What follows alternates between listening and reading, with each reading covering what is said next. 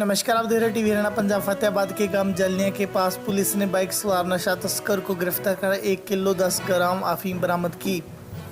Police ने इस मामले में भूना के बदमाश विक्रम बाम्बू को गिरफ्तार किया है। पकड़े गए आरोपी पर इससे पहले भी हत्या प्रयास, मारपीट और नशा तस्करी के 1 दर्जन भर मामले दर्ज हैं। फतेहाबाद के एसपी ने प्रेस वार्ता कर आज इस मामले की जानकारी दी। विक्रम बाम्बू से पुलिस ने एक अवैध पिस्तौल और 14 जिंदा कारतूस भी बरामद किए हैं। पुलिस का कहना है कि विक्रम यह अवैध हथियार यूपी के बरेली इलाके से लेकर आया था। इस मामले में हथियार तस्कर के खिलाफ भी शिकंजा कसा जाएगा। Bureau report, TV Haryana Punjab.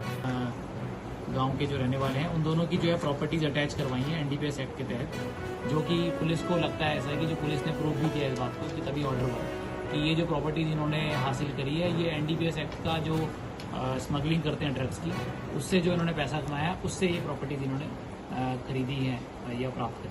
तो कितनी प्रॉपर्टी है सर? कितनी प्रॉपर्टी है? ये टोटल 4 इमूवेबल प्रॉपर्टीज हैं जो लैंड है और एक जो है मूवेबल प्रॉपर्टीज है जो ट्रैक्टर है बेसिकली। सर, क्या क्राइटेरिया क्या रखा है इनकी प्रॉपर्टी अटैच करने का? किस तरह से इसको अटैच किया जाए? क्योंकि ये जो प्रोफेशनल लोग हैं उनको अटैच किया जाए, उनकी प्रॉपर्टी अटैच की जा रही है, या जिनकी इन्वॉल्वमेंट बहुत पुरानी है उनको प्रॉपर्टी अटैच की? नहीं, जो भी हम एक्यूज पकड़ते हैं, जैसे कि अब इन दोनों के खिलाफ कुल मिला के मैं आपको बताऊं, बलजीत सिंह के खिलाफ 8 एनडीपीएस एक्ट के केसेस दर्ज हैं और रंजीत सिंह के खिलाफ 4 केसेस दर्ज हैं एनडीपीएस एक्ट के।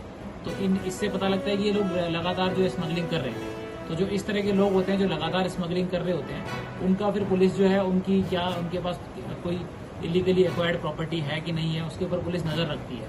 और जिसके खिलाफ कोई पता लगता है कि उन्होंने कोई प्रॉपर्टी खरीदी है इस तरह से जिसको ये जस्टिफाई नहीं कर पा रहे, क्योंकि ये दोनों ने खुद को जो है किसान बताया हुआ है कि एग्रीकल्चर जो है इनका मेन काम है। तो उसके बाद अगर एग्रीकल्चर इनका मेन काम है तो जो हम फतेहाबाद थाने में एनडीपीएस एक्ट के तहत एफआईआर दर्ज की गई है, जिसमें कि विक्रम बाम्बू जो कि नादौड़ी भूना का रहने वाला है, जिसके खिलाफ पहले भी 18 मुकदमे कुल दर्ज हैं, चोरी के और डकैती के भी।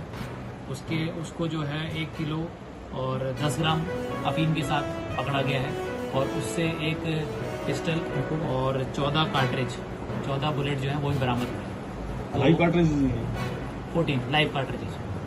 और उससे जो अभी इनिशियली पूछताछ हुई है, इंटेरोगेशन हुई है, उसमें ये बात सामने आई है कि ये जो है अपनी दहशत दोबारा से फैलाने के लिए इलाके में वारदात करने के फिराक में था और ये वेपन स्पेशली खरीद के लाया है, इसलिए यूपी से बरेली के पास से अभी तक ये पूछताछ में सामने है। उनकी कोई प्रॉपर्टी अटैच करने की बात भी सामने आ रही है सर? दूसरा मैटर ये तो जो मामला है कल जो एनडीपीएस में हमने एफआईआर दर्ज करी है उसके बारे में है। और इसमें जैसा कि आप जानते हो ये भूना में पहले भी कई वारदातों में शामिल रहा है और तकरीबन 1 महीना पहले ही ये जेल से बाहर आया है और इसने जो है भूना के एरिया में फिर से अपना आतंक, अपनी दहशत फैलाने के लिए ये वारदात करने की फिराक में था। अभी तक ये बात सामने आई। सर, किस प्रकार की जो वारदातें हैं, किसी प्रकार के हीनियस क्राइम में भी ये इन्वॉल्व था क्या? हाँ, अटेम्प्ट टू मर्डर और चोरी, लड़ाई झगड़ा, लूट, डकैती, आर्म्स एक्ट के अंतर्गत जो इसके खिलाफ ये दोनों भाई इसी केस में। तो टोटल कितने मामले दर्ज है सर? ये 2018 का मामला है।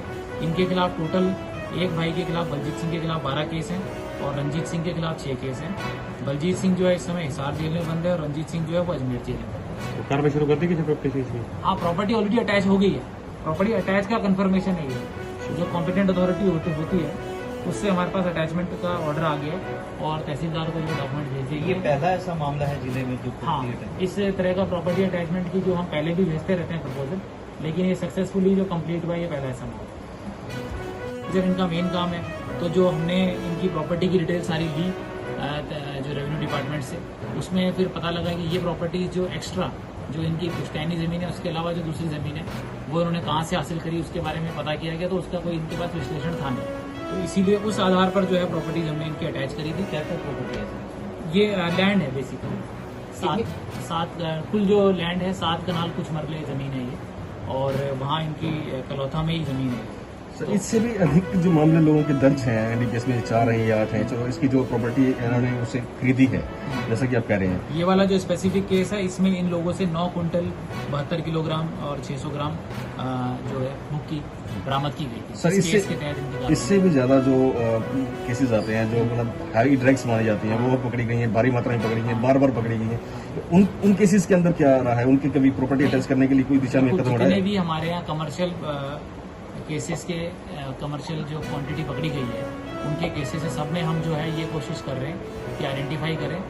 लेकिन जनरली ये होता है कि एक आदमी जो है एक केस में या दो केस में या 3 केस में होता है, तो उसके खिलाफ पता करना कि उसकी प्रॉपर्टी उसने कोई खरीदी है यहाँ पर फतेहाबाद में या नहीं खरीदी है, वो सारे हम सोर्सेज लगा रहे हैं। और जो भी इस तरह के लोग मिलेंगे जो कि ऑर्गेनाइज्ड काम कर रहे हैं, जो कि लगातार इस तरह के काम में इन्वॉल्व हैं और उस पैसे से जो है इलीगली दूसरी प्रॉपर्टीज खरीद रहे हैं, उनके खिलाफ कार्रवाई मिलने लगी। तो ये जो चूरा पोस्ट का ये दोनों भाई डकैती आर्म्स एक्ट के अंतर्गत जो इसके खिलाफ पर्चे थे। सर, फतेहाबाद के इलाके में ये है कि और भी किसके पर्चे हैं दर्ज कहीं? नहीं, अभी तक जो हमारे पास इसकी लिस्ट आई हुई है वो ज्यादातर इसके पर्चे सारे के सारे हमारे भूना थाने में दर्ज हैं और बाकी लिस्ट आपको गैंग था इसका भी? गैंग तो इसके साथ जो लड़के थे 4-5 पहले भी काम कर रहे थे, लेकिन कल जब इसको अरेस्ट करा है बाइक पर था ये, तो उस समय अकेले थे। ये कहाँ से लाया था अभी? अभी इसने जो इनिशियल इंटरोगेशन में यही बताया कि अफीम भी जो है ये यूपी से ही लेकर आया। सर रिमांड वगैरह इसका हाँ, इसका हमने रिमांड लिख कर दिया है 10 दिन का, तो अभी इसको कोर्ट में पेश करेंगे। तो जितना भी इसका रिमांड मिलेगा उस दौरान इसके जो और भी साथी हैं और जो ये वेपन कहाँ से लेकर आया है और अफीम जो है ये किससे लेकर आया है उसके बारे में देनी थी इसने। हाँ, अफीम तो ये बेचने के लिए, स्मगलिंग करने के लिए लाया है यहाँ पर। जो ट्रक बेसिकली ज़्यादातर जो ट्रक ड्राइवर्स या इस तरह के और लोग होते हैं उनको बेचने के लिए। कि जिस पर आया था वो बाइक किसकी थी, क्या चोरी की थी या किसी की थी? नहीं, बाइक किसी और बंदे से जो है लेकर आया मांग कर, तो इसमें भी पता किया जाएगा उसका क्या रोल है इसमें। बाइक उसने इसको पैसों में दी है या कैसे दी है। इसके तार कहाँ तक जुड़े हैं कोई पता चलता है?